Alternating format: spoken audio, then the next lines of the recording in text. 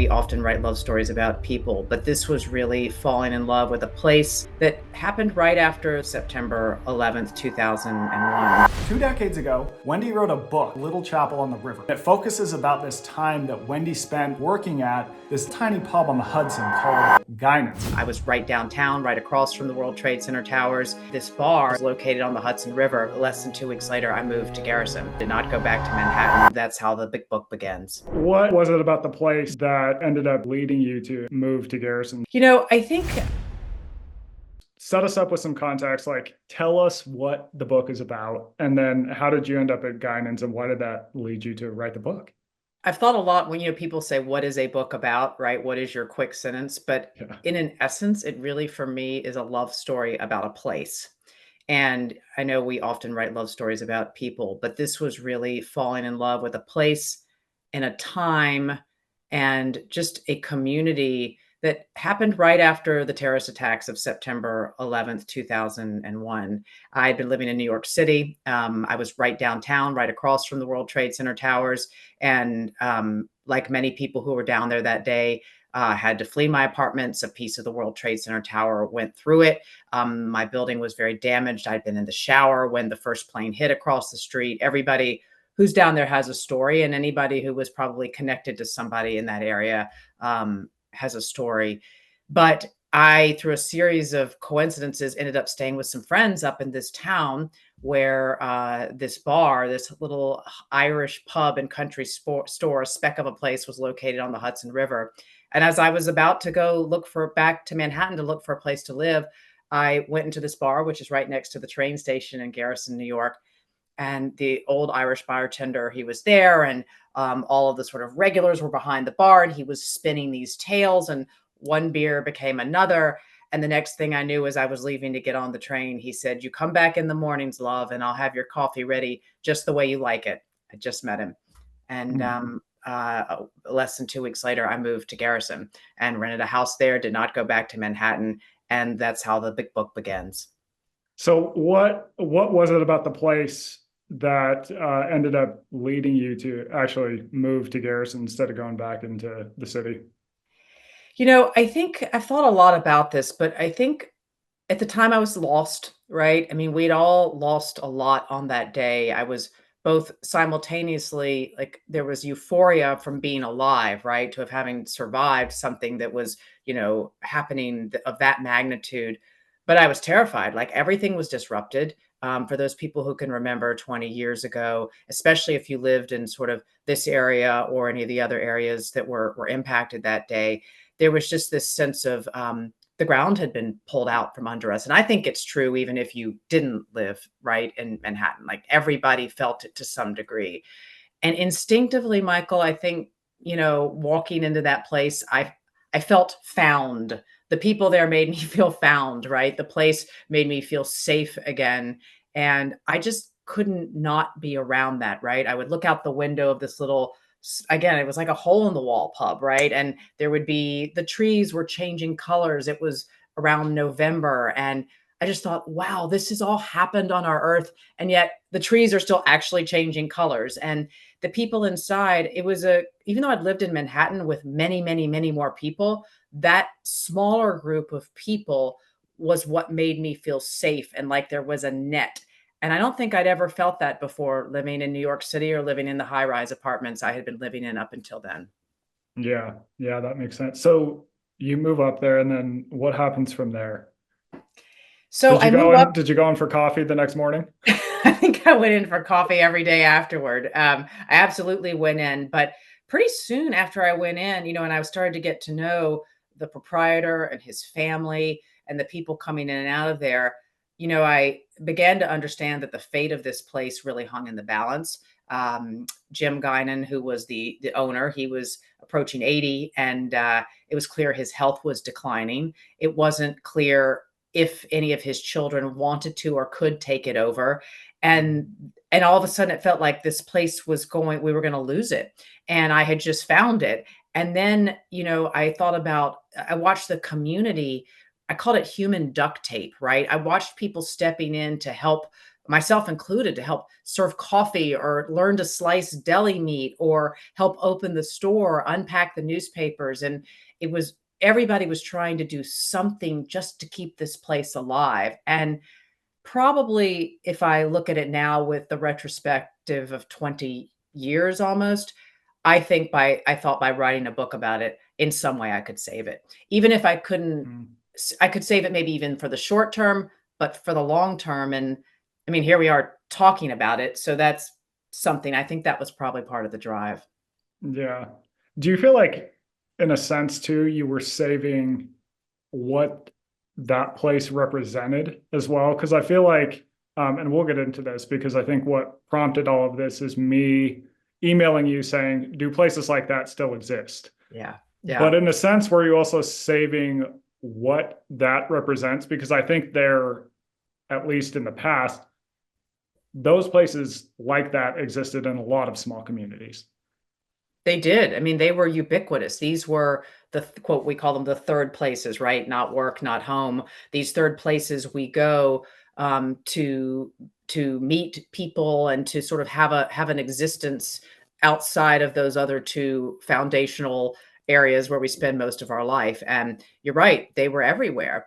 And they were as much a part of people's life. I mean, church could be one, a bar could be one, it could be a coffee shop. It could be a meeting hall. Like it could be anything, but it's where you gathered.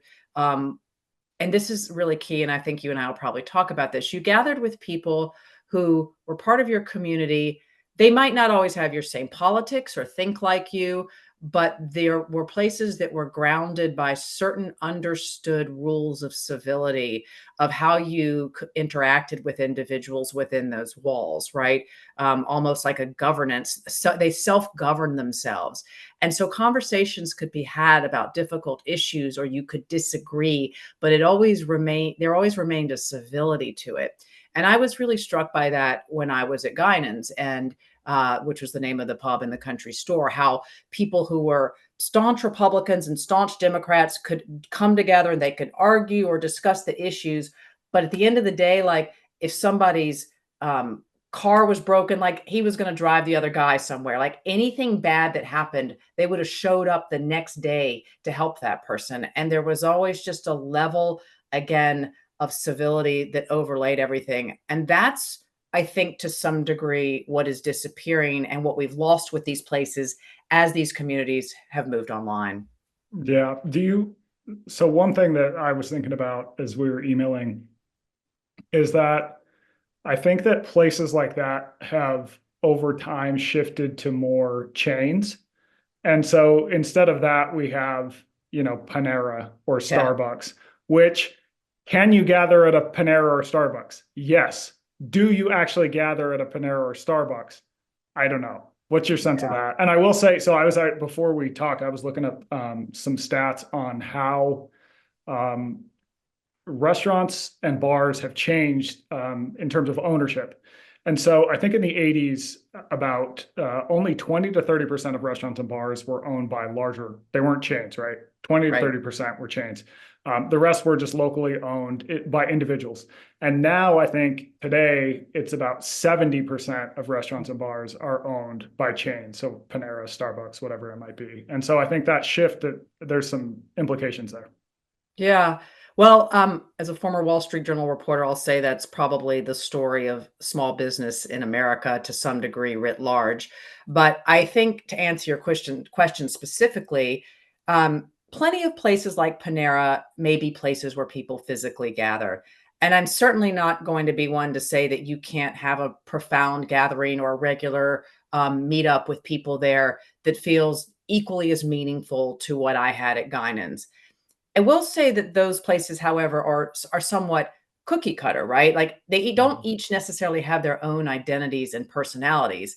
And the places like Guinan's that we're talking about, they're manifestations to some degree of the ownership. The ownership is a personality often within the owner is a personality, and the owner Yeah. sets the sort of forum and the rules, and people come for that person as much as anything. And you may fall in love with the people that you meet at Panera, but I don't know that you fall in love with Panera, right? Mhm. As much as you can fall in love with a In the case of Guinan's, this tiny little space with a red Coca-Cola cooler to hold the beer, no liquor, because as the proprietor would say, a man can get drunk enough on beer alone. The floor slants toward the river. The wood floors are so beaten and soft, they have like their own scent to them.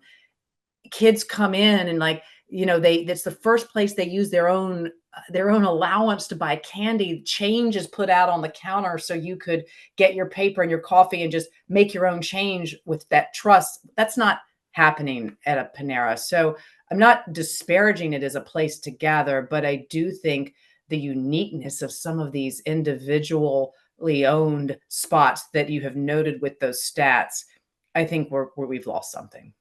Yeah, I think that's a really good distinction. And I'll give you an example. I go and I get coffee from the Coffee Bean in Yeah. Las Vegas, and it has this sort of outdoor patio area. And there's this Russian motorcycle gang who always meets up at the Coffee Bean. And like they're hanging out, they're talking about bikes, they're talking about all this stuff. So it's absolutely a gathering place. But I think to your point, who decides what that coffee bean should be like? What's its energy? It's usually someone who's in the corporate HQ who's designing all of those and making the rules and that sort of thing. So I think it sort of changes the overall atmosphere and I guess general energy that comes out of the place. Yeah, I mean, the lighting has like you have places like this, they have to have the lighting to a certain like lumens, right? There the music has to be at a certain decibel level. No one's just gonna like switch the game on a old antenna TV and like turn up the crank the volume up really loud because it's their favorite team, right? So again, look, change happens and right, I'm not one of these people like to say, oh, back in the day, the way it was, but I Yeah. think there's something worth trying to cultivate as much as we can among ourselves and others with these with the some of the rules and the governance that happened in places like that, right? What you're trying to do with the 2% community, when you bring people together with Don't Die, and your program there, you're getting people together face to face. I think that's important as much as it is that we just are spending time with each other online. Because back in 2005, I wasn't on a iPhone, right? We weren't, social media was just sort of starting out, and everything would have been so different if that had been the case, if there had been Instagram and TikTok and Twitter and I'd been in that public. I can't even imagine it now. Yeah, tell us more about that. Like, how do you think that would have altered the nature of that place if people had iPhones? So, you and I have to be like, you and I are going to be talking out of like both sides of our mouth with this conversation, Totally. right? Because both of us feel something very deeply that we're missing, which is what we're talking about. And both of us earn a living based on the fact that we have technology and these gadgets and being online, and we know the power of it. So I just want to like say that up front as a level set of this conversation. And I work Yeah. at a tech company, right? I work at a news aggregator. So, um, but I will say, this is our default now. The walking around like this, whether you're walking your dog, I see people on the playground with their children, sitting in a bar, sitting at tables, going out to dinner, first dates. There's always this gadget. I'm looking for my phone. Here it is, right? It's always there. And had I been in Guinan's, people looking down constantly, being interrupted by phone alerts, social media scrolling, weather app checking, that constant lure. Is my spouse going to call right now and tell me to come home? Or is she going to be texting me, or he's going to be texting me over and over again? If they needed to reach them before, yes, they had a cell phone, but often they'd have to call the house phone at Guinan's, and that was a big deal. And so I think some of this would have been sullied as an escape. And I think we wouldn't have been having the eye to eye conversations. I wish you and I were in the same room right now having this conversation. However, technology allows us to do this. So Yeah. a lot of that would have been lost. And if I'm going to be very selfish about it, I think my own story that I wrote in the book would have been very different, because I would have been thinking the entire time, what do I need to capture for Instagram? What's going to be a reel? What's going to be that whole pressure of that in terms of thinking about the storyline and how to market it would have been there in the back of my head. And, I'm just one person, but I'm really glad that it wasn't. Yeah, yeah, that makes sense. And I think you're totally spot on that, to your point about us using technology. And I think that it's a balance really is sort of how I think about it. It's like when I think about what a lot of people on Substack are doing, like people are building communities that are online where like-minded people can gather.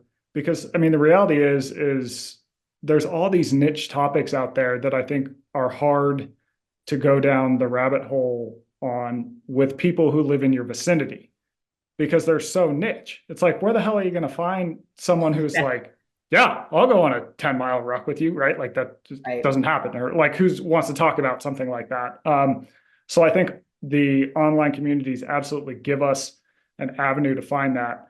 Um, but when we're in person with others, the online stuff can be so compelling that we sort of forget that there's other people around, and that sort of changes the nature of interaction. Yeah, I mean, I remember so I came to your first Don't Die. Do you wanna say for people who may not know what Don't Die is, do you wanna tell them what it is quickly? Yeah, so the Don't Die event is this 2-day event that we do out in the middle of nowhere in the Las Vegas desert, where we basically teach people the sort of fundamentals of survival, travel, safety, just all kinds of different skills that I think help people live safer and better. Does that seem like I captured it? Did I leave out Good anything? good job, you got the pit you got it Okay, down. good. And I signed up for the first one that you held earlier this year, and, most people who I have told that I went to something called Don't Die and told that I was going to, they're like, You're doing what?" Right? Like, the idea of it, as you're saying, I did not that many people in the sort of vicinity of my world would understand that. I landed at that conference. I met all those people that night, and literally I was texting everybody I know. I was like, "Oh my god, I've just met like 30 other me's." I got like all of these people, like they know what a continuous glucose monitor is, and they all rock. And I met a guy who like runs Spartan races, and so it was. Hmm. And yes, that could have happened online, and it does. But then when we all came together, the profoundness of those relationships that were struck even over the course of a weekend, like that's tactile, right? That happened. I don't know if that could happen to the same degree with only digital interactions. Maybe, I'm not saying no, but I felt something very special about that. Yeah, yeah, I agree. I agree for me as, someone putting it on, and that was the first one. So I'm Yeah. like, what the hell is going to happen? I'm like, I don't know if Right. this is a good idea. I don't know if this is Right. like the worst idea you've ever had in your life, Michael. But then it came together and it really was just, I mean, I thought it was incredible. It's one of the coolest things I've done in the last few years. Yeah, I think so, and I think, look, you have a very powerful community with 2%, and like you said, it's people who may not be able to find that elsewhere. I mean, I myself use Substack for a much smaller community that I'm just starting to build now around my latest book about not being too late to try new hard things in Hmm. life, no matter what age. And yes, it's pulling people who I would never find, you would never find, they would never find each other, and they share advice and tips and tactics and inspiration and problems, and that I want to lift technology up for, because it wouldn't be possible if we were just doing it only in these siloed little places in our hometowns. So there is good to both.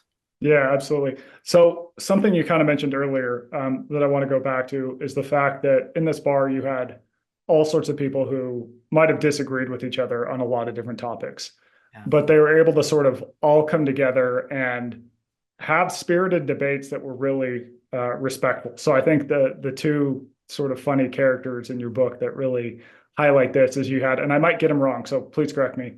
You had a guy who was a Vietnam vet. Is that right?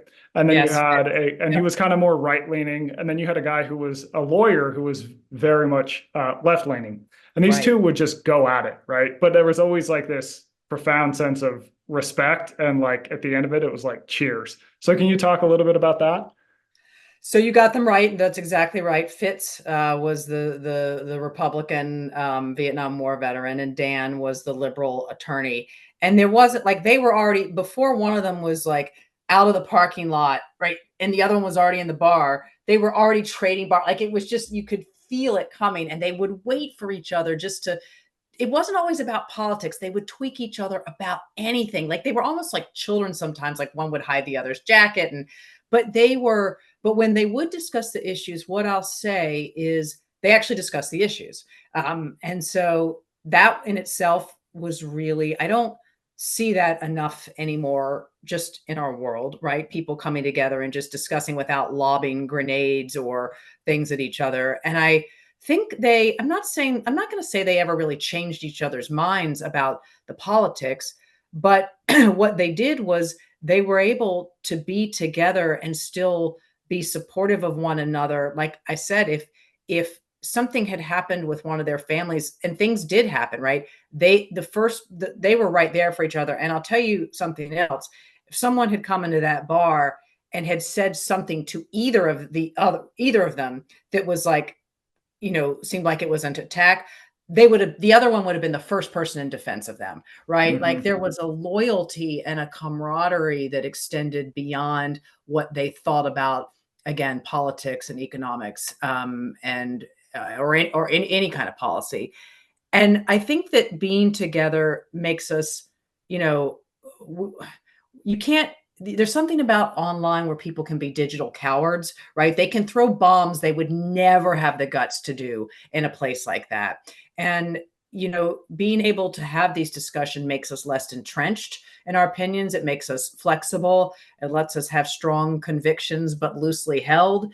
And I think that's really important. And that did happen with those people and with others. Yeah. What parallels and differences do you think you saw after 9/11 and after COVID? You know, at face value, and maybe this is true, they seem, I want your opinion on this too, so you gotta promise me you'll answer it as well. But they seem different to me in some ways because one, I felt like brought us together ultimately, which was 9/11 to some degree. And I feel like COVID to some degree pulled us apart. Now, let me interrogate that for a minute myself, because I think when everything first, like 9/11, everything first happened, we came together in New York City and as a country in a way I hadn't seen in my lifetime. When COVID Mhm. first happened, I do think people were coming together to help each other as much as they possibly could. But again, COVID separated us physically. And then ultimately, the way people began to feel about COVID separated them intellectually to some degree. How people felt about vaccines, how they felt about wearing masks, how they felt about where the virus came from, how they felt about the government's response. And I think maybe that happened with September 11th a little bit, but not to the degree that I saw with COVID. One thing I do think happened with both, though, is they each one taught us how we needed to be resilient. Each Mhm. one taught us to question the assumptions we have about being safe in the way that we've always known what normalcy is, how to be prepared, how to think about being uncomfortable, things you think about in all your writing, Michael, and that I have begun to think about in the last 10 years myself. And Mhm. so those are a few thoughts I have off the top of my head. I'd like you to pressure test them, and I'd love to hear back from you. So I was relatively young and I was living in Utah when 9/11 happened, but I do agree that I think what was different about 9/11 is that you had this very clear outsider who came and did something harmful to us, right? So our reaction in turn was we're getting together because we've just been attacked. Whereas with COVID, it was sort of this unseen, unknowable thing. And Right. what carried it was us, right? So, like, you're in the grocery store and a person who is part of your community gets too close, you're like, yo, step away, right? And so I think that just that fundamental nature of not having this like clear outsider attacked us and having it be a virus that we all could be harboring, it kind of made it gave a sort of suspicion around other people and a more you fundamentally, especially at first when no one knew what the hell was going on. We didn't know how bad it was going to be. We didn't know how hardcore you had to be with mask wearing and hand washing, and everyone's like sanitizing their apples, right? There was like a very clear sense of I need to kind of keep away from people. And so I think that just sort of that fundamentally changed things. And I think the second thing that I would layer on top of COVID is that I think the nature of the internet changed a lot of things. So with 9/11, it's like you were getting your most of your information from NBC Nightly News, CBS Nightly News. You were getting it from the Wall Street Journal, the New York Times. And so, and it was also the pace of it was Yeah, slower. So you have right. slower pacing and you also have less ideas that you might consider fringe, either super left leaning or super right leaning. It doesn't matter. It's more sort of down the middle. And I think when COVID happens, you have Twitter, you have Reddit, you have Instagram, and so I think that people who did have more ideas that were on the fringe, it's like we're in this state of this where there's this unknowable disease happening, and we want to know. You fundamentally want to know as a human, well, what do I need to do to avoid it? Where did this thing come from? Right. And in the past, the answers would have been you read the newspaper, you got a sort of reasonable account to the best of that reporter's knowledge based on talking to a lot of expert sources. Whereas with COVID, it was like some dude on Reddit, right? It was Yeah. a Twitter. And I'm not going to say that mainstream media was absolutely perfect on reporting around COVID. Like, I'm not saying that at all, but I am saying that I do think when you look at it on balance, probably some of the more super fringe ideas may have separated people a little more over time. I mean, they did, right? I mean, you're circling in on something that's really important. That's kind of a overlayer of this entire conversation. But in the digital world, and again, I like you believe, even though I have come from traditional media, I love the idea that there are more voices out there that we can hear from. I think that is Mm-hmm. incredibly powerful, and has allowed us to expand our knowledge base in just new and very profound ways. But there's a dark side to it, right? There's a dark side with the misinformation and people who don't take the care to actually check what facts are, people who don't even believe in facts, right, themselves, or science or data. So that is a problem. And the social media feeds, the filter bubbles that we can go and live in now, where that is all we hear and see, that is one of the most systemic and existential crises of our time right now. I mean, I think about this a lot in my day job and what I do working at Smart News, which is the company where I work. Like, how do we have a diversity of thought and opinion and sides, but not go down this rabbit hole of having people just read and learn in a filter bubble? And COVID, you're right. That's how some people were able to do that, right? To just kind of go and the misinformation in some cases was quite dangerous. And we didn't have that as much. You're right, with 9/11. So I think that's a really good point. Yeah, I think so. And I think one thing that was largely, I don't know if the word is missed, or I don't know if preyed upon is the right word, but it's kind of circling what I'm thinking here, is that, in any disaster, you learn things as you go, right? Like, people change, like science evolves. We change our Yeah, mind on things. We yeah. think one thing works, and then we find after testing it that it doesn't work. And I think that there's kind of been a lot of, you know, well, they said this. It's like, well, yeah, it's because it was March 15th and no one knew what the hell was going on. And we were kind of trying to be safe. And I think that that's kind of, I guess the larger message is that, like, people lose sight of the fact that science is a process and we learn, we evolved, and like, it's okay to change your mind on things. That doesn't mean that you were being malicious or anything like that. The best scientists and medical experts, they will always acknowledge that whatever opinion or guidance they're issuing at the time is based on the facts and that they have in the moment, right? And you leave open, room for interrogation of your own thought and your own way of thinking, and for the future. And you have to. It has to evolve based on what new science and data. And that doesn't mean that you should not trust science and data. Like, we have to. It's what's there at the time. But I think, in the medical community, this probably happens quite a bit, where people are entrenched in certain ways of thinking about things, whether it's like peanut allergies, right? Or Mm-hmm. certain types of cancers and how they come to be. And so they treat and they treat and they treat in a certain way, right? But they never, then when the new evidence comes in, they're so set in thinking about this, they don't want to backtrack because they don't want to have been wrong. And yet the Yeah. best thing you can do is to acknowledge and update and I think that we have to give people room to be able to do that, who are trying to guide us, and like you're saying, in times of crises. Yeah, absolutely. And it kind of makes me wonder if with online piling on that can happen, if that sort of disincentivizes people's willingness to say they were wrong, and that might be a bad thing Has, overall. has that ever happened? I'm curious, has that ever happened to you? Have you ever had a pile on about something that you reported on or put on your Substack? I'm trying to think. I mean, I've definitely had people disagree with me. And anytime someone disagrees with me, I use it as a sign that like maybe I should reinvestigate and kind of go back to why did I write that? Why did I think the way I did?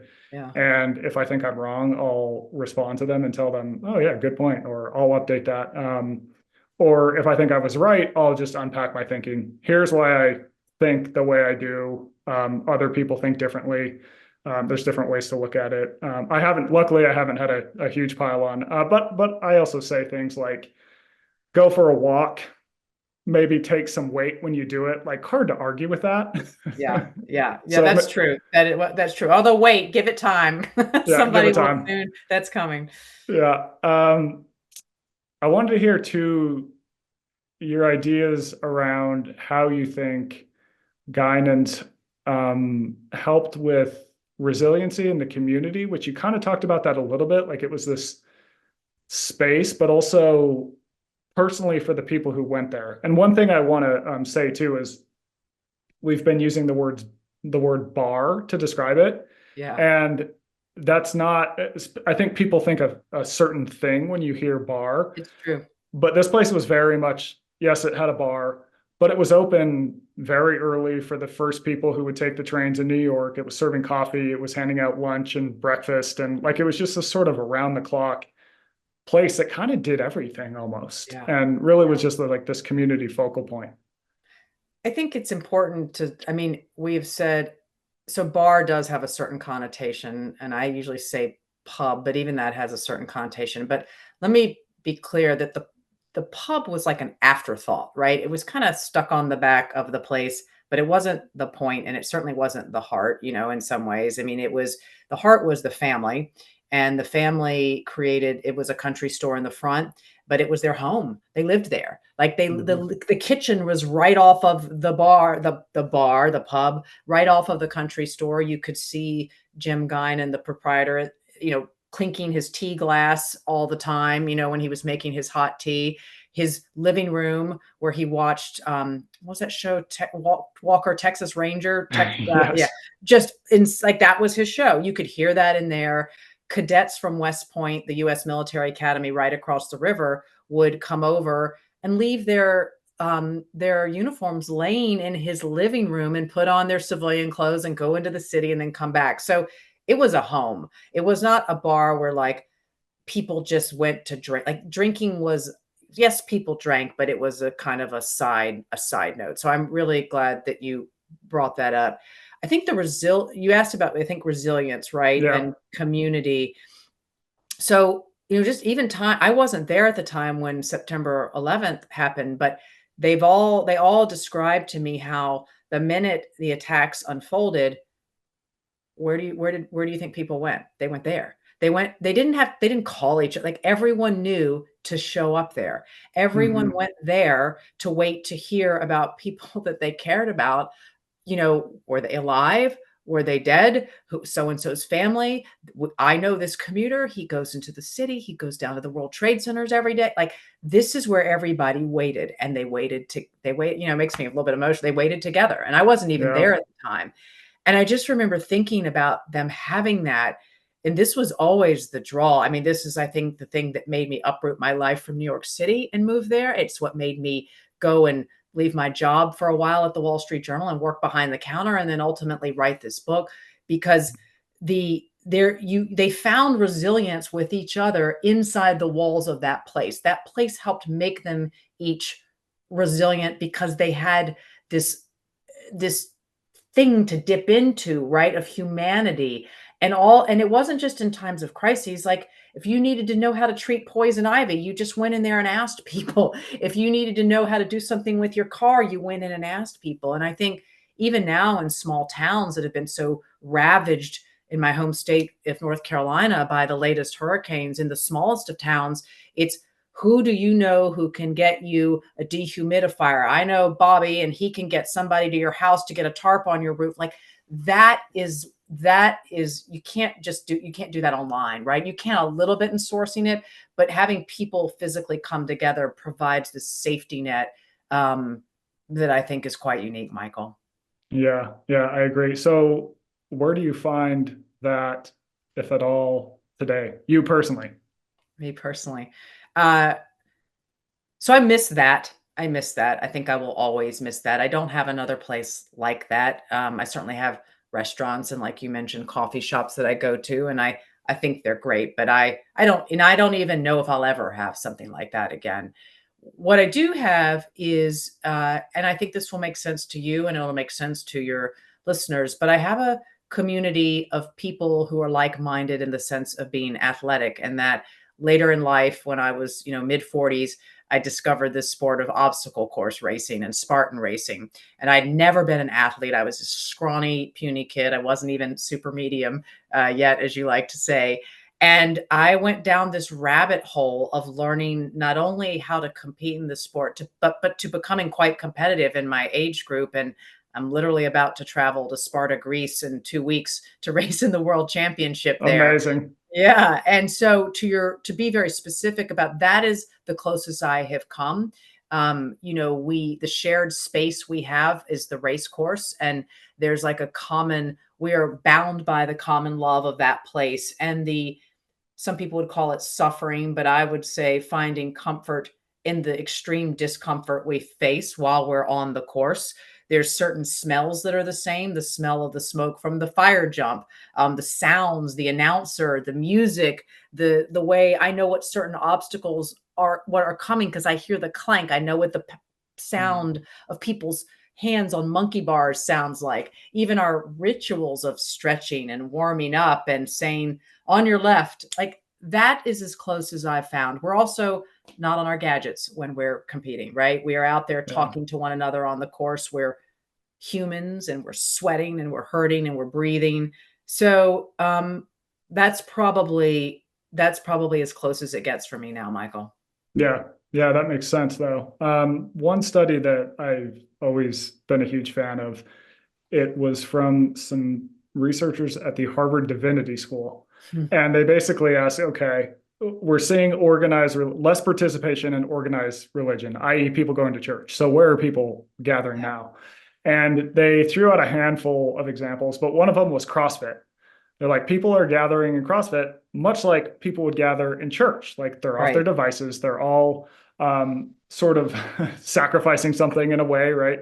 They're working hard at this larger goal and they're working together and sort of cheering each other on for wins and being supportive of each other. And I think in a lot of cases, probably putting political differences aside, all these different differences aside to sort of go after this one big thing that sort of elevates everyone. Yeah, yes, I think that's very true, and they're also these are also places where you can ask for help, right? Where you can Mhm. come and be either good at something or not good at something, and you find a group of people who help you become better. And I like that sense of finding a place where, again, you have a network. It's a network that's not your social network, but it's a network of real life, like-minded people.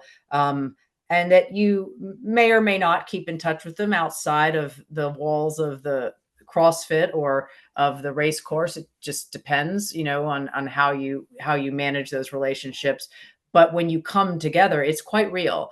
And I feel that it's as real with some of those people as it was with me sitting in, the Guinans in the country store, having coffee or having a very bad beer in the back pub. Totally. Is there anything I didn't ask you that we should know about some of the things we've been talking about? Anything that comes to mind I'm that you didn't thinking. say?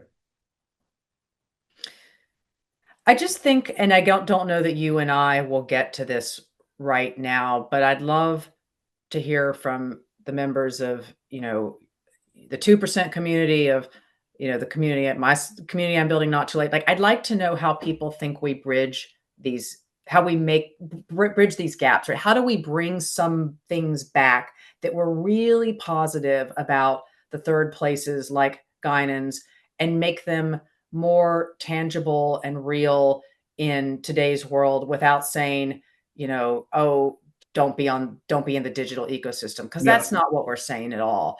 And look, I think you're onto something with Don't Die. I'd like to see other ways to bring, you know, us having this conversation together is a step forward, right? We're two people who didn't know each other a year ago, never heard of each other, have now found common ground through multiple things of what we enjoy and we like and our interests.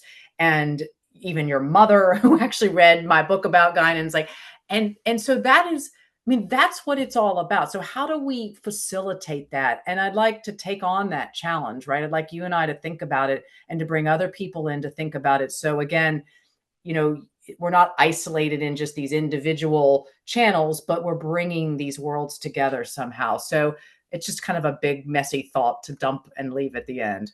Yeah, yeah, I'm 100% with you. I mean, I had when I was in my 20s, I was living on Roosevelt Island in New York, and there was this bar there that was called Riverwalk, and it was very Guinans-esque. It wasn't that old because Yeah. Roosevelt Island had kind of been developed, and I was kind of in the newer end, but it was owned by this guy who was a NYPD officer, and he was actually in one of the towers when it fell, and his partner didn't get out, but he got out, and he retired after that, and he ended up opening this bar, and his nephew was the bartender. His other nephew would like sling food.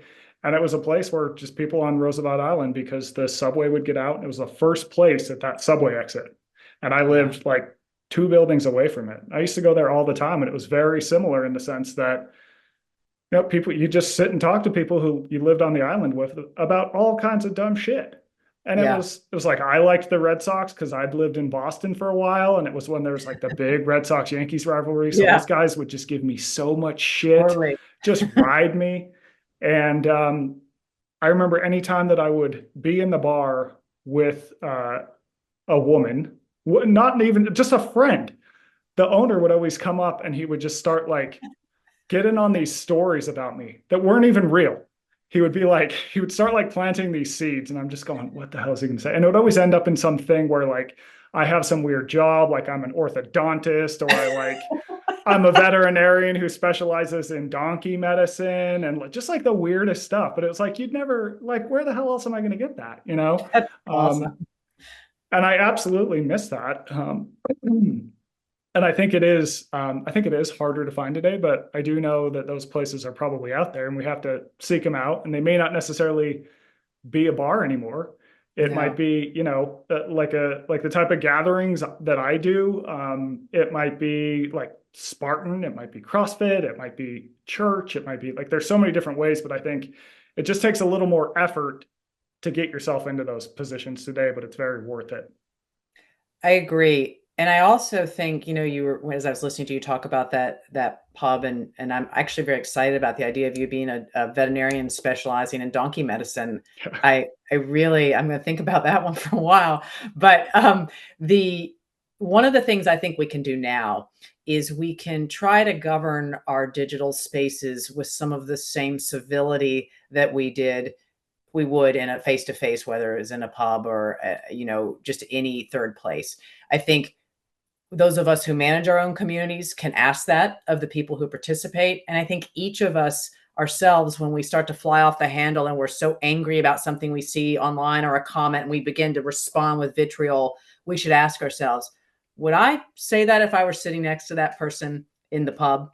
I think that's just a good rule of thumb to think about. And that's how we can carry some of this and this kind of, again, this community forward into the digital space.